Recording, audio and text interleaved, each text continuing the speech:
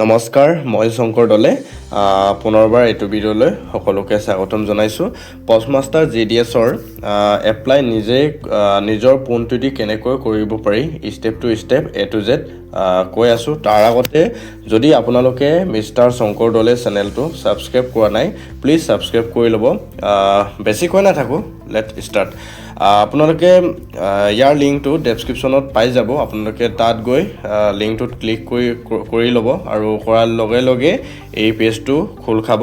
আৰু খোল খোৱাৰ লগে লগে এইটো পেজ আচলতে যোৱা বছৰতকৈ অলপ বেলেগ দেখি পোনপ্ৰথমে আপুনি নিউ ৰেজিষ্ট্ৰেশ্যন কৰি ল'ব লাগিব।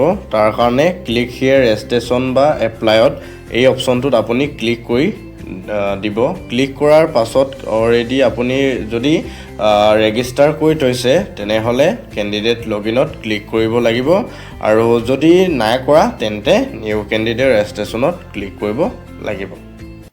তাৰপৰা ইয়াত ফোন নম্বৰ এণ্টাৰ কৰিব লাগিব, আৰু ছেকেণ্ডলি ইমেইল এড্ৰেছ এণ্টাৰ কৰিব লাগিব, আৰু নেক্সট অপশ্যনটোত ক্লিক কৰি দিব লাগিব।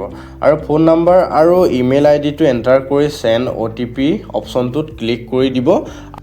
ইয়াত আপোনালোকে এপ্লিকেণ্ট নেম অৰ্থাৎ কেণ্ডিডেটৰ নেম দিব লাগিব, ডেট অফ বাৰ্থ দিব লাগিব, জেণ্ডাৰ চিলেক্ট কৰিব লাগিব, মেল নে ফিমেল, আৰু father's name, mother name, community, এইখিনি মানে সম্পূৰ্ণৰূপে ফিল কৰি কমপ্লিট ৰেজিষ্ট্ৰেশ্যন অপশ্যনটোত ক্লিক কৰি দিব লাগিব। কমপ্লিট ৰেজিষ্ট্ৰেশ্যনটো ক্লিক কৰাৰ লগে লগে আপোনালোকৰ ৰেজিষ্ট্ৰেশ্যন ছাকচেছফুল হৈ যাব, আৰু লগতে আপোনালোকে ৰেজিষ্ট্ৰেশ্যন নাম্বাৰটো পাই যাব, যিটো ৰেজিষ্ট্ৰেশ্যন নাম্বাৰ এইটো প্ৰয়োজন হ'বগৈ, বা মেছেজ আৰু ইমেইলত আপোনালোকে পাই যাব।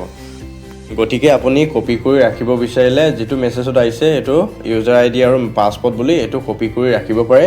আপোনালোকৰ এইটো কামত আহিব, যিটো ৰেজিষ্ট্ৰেশ্যন নাম্বাৰবোৰ মানে আহিছে। ইয়াত আপুনি ইউজাৰ IDত ৰেজিষ্ট্ৰেশ্যন নাম্বাৰটো দি দিব, আৰু পাছপৰ্টটো মেছেজত যিটো আহিছিলে এইটো দি দিব। যদি পাছপৰ্ট পাহৰে বা আপুনি পাহৰি যায়, দেন ৰিছেট পাছপৰ্টত আপুনি ক্লিক কৰি চেঞ্জ কৰিবগৈ পাৰি, আৰু লগ ইন কৰি ল'বগৈ পাৰি।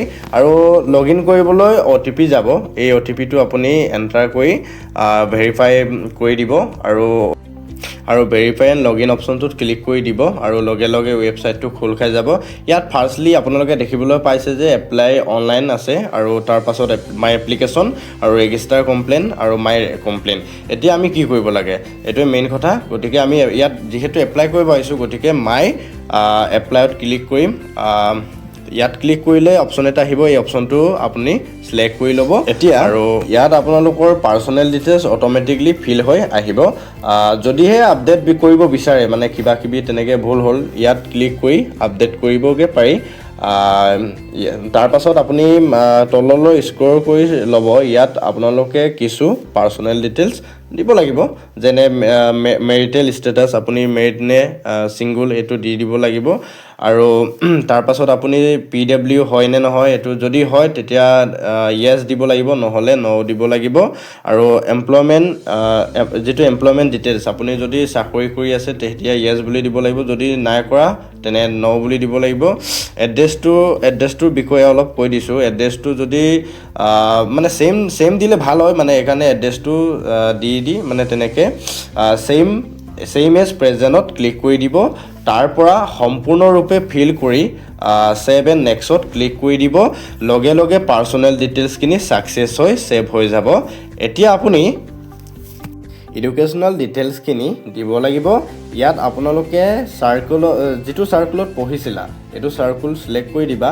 আমি যিহেতু অসমৰ, অসম চাৰ্কুলটো চিলেক্ট কৰিম।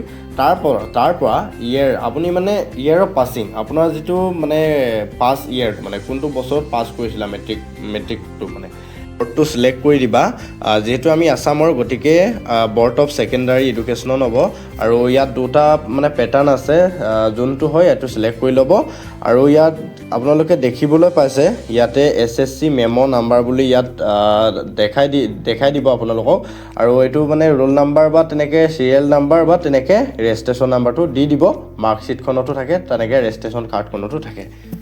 বাকী ছাবজেক্ট ছিলেক্ট কৰিব লাগে ইয়াত মানে তেনেকৈ 100 আউট অফ কিমান পাইছিলা তেনেকৈ 80 পালানে কিমান মানে চব ফিল আপ কৰি দিবা আৰু গ্ৰেছ মাৰ্ক যদি থাকে গ্ৰেছ মাৰ্ক এইবিলাক মানে তেনেকৈ ইয়াত ফিল কৰি দিবা যদি নাই তেনেকৈ ফিল আপ কৰিব নালাগে লাষ্টৰ যিটো দুটা পোষ্ট প্ৰিফাৰেন্সৰ কাৰণে মানে ইয়াত চাৰ্কলটো চিলেক্ট কৰিব লাগিব চাৰ্কলটো যিহেতু আমি আসামৰ গতিকে আসাম চিলেক্ট কৰিম আৰু ডিভিজনটো তিনচুকীয়াত চিলেক্ট কৰিবা নে ডিব্ৰুগড় চিলেক্ট কৰিবা নে এইটো নিজৰ লগত কথা আৰু ডিভিজনটো চিলেক্ট কৰাৰ লগে লগে এইটো ডিভিজনৰ মানে খালী পষ্টবোৰ আহি যাব এনেকৈ ফাৰ্ষ্ট প্ৰিফাৰেন্স তেনেকৈ ছেকেণ্ড তেনেকৈ থাৰ্ড ফ'ৰ্থ তেনেকৈ ফিল আপ কৰি যাব পাৰে যিকোনো মানে ৰিজাৰ্ভেশ্যনৰটো ফাৰ্ষ্টত দিলে ভাল আৰু যেনেকৈ এছ টি হ'লে এছ টিটো মানে ফাৰ্ষ্টত দিব লাগে তাৰপিছতে অবিচিত কিন্তু নোৱাৰে এছ টিয়ে জেনেৰেল মানে চিটত পাৰি কিন্তু অবিচিৰ মানে ক্ষেত্ৰত নোৱাৰে বাকী তেনেকৈ ফটো আৰু ছিগনেচাৰটো আপলোড কৰিব লাগে আৰু আপলোড কৰাৰ লগে লগে তেনেকৈ হৈ যাব ছাবমিট কৰিব লাগে তাৰপিছত ছাবমিটটো হোৱাৰ পাছত আপোনালোকে ৰিচিপ্টটো মাই এপ্লিকেশ্যনত মানে ফোনৰ মানে লগ ইন কৰি মাই এপ্লিকেশ্যনত আপোনালোকে ডাউনলোড কৰিবগৈ পাৰি আৰু কিবা আপোনালোকক যদি এপ্লাই কৰি দিব লাগে আমাৰ এইটো স্ক্ৰীণত থকা নাম্বাৰত আপোনালোকে যোগাযোগ কৰিব পাৰে আপোনালোকক মই কম এটা খৰচত এপ্লাই কৰি দিম